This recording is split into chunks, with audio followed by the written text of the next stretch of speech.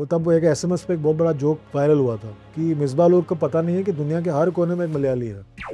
2007 का world cup जो हमने फाइनल जीता था पाकिस्तान के सामने, और मिसबाह उल हक को आउट किया था जोगिंदर शर्मा की बॉलिंग पे। तो वो मोमेंट को आप कैसे देखते हो? बिकॉज एक तो वो टीम बिल्कुल नई थी, फॉर्मेट बिल्कुल नया था उस टाइम पे, और कैप्टन साहब भी हमारे बिल्कुल नए नए थे। और जो जब वो डिसीजन लिया गया था, एक तो हम फाइनल में थे, मिसबाह उल हक कमाल की फॉर्म में थे और वो फोड़ रहे थे, छक्के पे छक्के मार रहे थे उस टाइम पे, और फटी पड़ी थी कि वर्ल्ड कप तो गया। लिटरली एक बॉल का डिफरेंस था वो। क्या वो फ्लूक था, या क्या आपको लगता है कि वो प्लानिंग थी, सोची समझी, और जो एग्जीक्यूट की गई अच्छे से? मैं नहीं कहूँगा फ्लूक वगैरह तो नहीं कहूँगा, हम्म बट मुझे लगता है कहीं ना कहीं उस टूर्नामेंट में इंडिया ने थोड़ा बेटर प्रिपेयर किया था। आपको उस टूर्नामेंट में पहले मुकाबले में आते बोल आउट हुआ था। हाँ। इंडिया ने उसके लिए इंग्लैंड से प्रिपरेशन शुरू कर दिया था। इंग्लैंड में एक वनडे और टेस्ट सीरीज था। वहीं पे वेंकटेश प्रसाद जो बॉलिंग कोच थे, उन्होंने प्रिपेयर करना शुरू कर दिया था। एंड देन ही रियलाइज्ड कि जो इरेगुलर बॉलर्स होते हैं ना, जो पार्ट टाइमर्स होते हैं, वो ज्यादा एक्यूरेट होते हैं। हाँ। क्योंकि वो सीधे स्टंप पे डालते हैं। और क्योंकि इंडिया वो इरेगुलर बॉलर्स के साथ ही बॉल आउट में गई थी। सिर्फ एक हरभजन सिंह थे हाँ, उसमें। पाकिस्तान ने प्रॉपर बॉलर से बॉलिंग कराया। हाँ। वो बॉल उनका यहाँ जा रहा है, कभी यहाँ वहाँ जा रहा है, वहाँ जा रहा है। हाँ। तो फिर वो वहां पे मिस कर दिया उन्होंने। हाँ। उस मुकाबले में भी मिसबाह के रनआउट की वजह से मैच इंडिया सुपर ओवर वो बॉल आउट में ले गया, because Misbah messed up the chase over. और वही चीज उन्होंने फाइनल में भी किया। फाइनल में भी कर दिया। छक्का मारा, एक वाइड था उसके पहले, मैच उनके पाले में था। He just had to play sensibly, match वो जीत सकते थे। वो कुछ अलग करने की कोशिश वो, हाँ, वो आउट हो गए।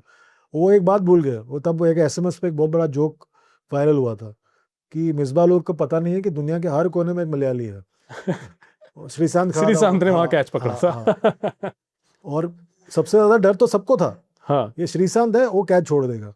पर वो पकड़ लिया उसने किसी तरह। वो यादगार पल बन गया था। पर I think also one more thing over there is कि आप देखें कि उसके 2 महीने बाद फिर एक बार मिसबाह उल हक ऐसे रन आउट हुए दिल्ली के टेस्ट मैच में। नॉन स्ट्राइकर एंड पे थ्रो किया, मिसबाह उल हक अपने आप को बचाने के चक्कर में जंप किया, बॉल सीधा चले गया, स्टंप्स को लग गया, तो रन आउट हो गए। तो वो 3 महीने के गैप में मतलब उनसे काफी गलतियां हुई इंडिया के सामने। अजीबोगरीब तरीके से वो आउट हो रहे थे। और उसके बाद में मीम बन जाते हैं। हाँ।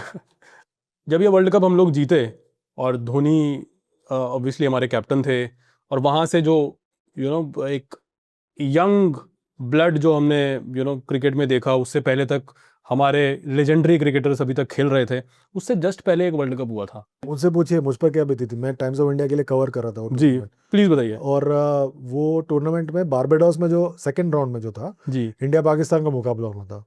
और जब मैच एक्चुअली हुआ, वो बांग्लादेश आयरलैंड के बीच में हुआ। आप सोचिए कितना बड़ा बदलाव था। और दोनों टीमें आउट हो गई थी। और मैंने कहा जैसे बॉब वुलमर का डेथ हो गया था उस टूर्नामेंट में, पाकिस्तान के कोच थे तब वो जी। और इंडिया भी नॉकआउट हो गई थी। It was a difficult time for Indian cricket, because team players के घर पे थोड़ी बहुत पथराव भी हुई थी। तेंदुलकर ने सोचा था मैं क्रिकेट छोड़ दूंगा।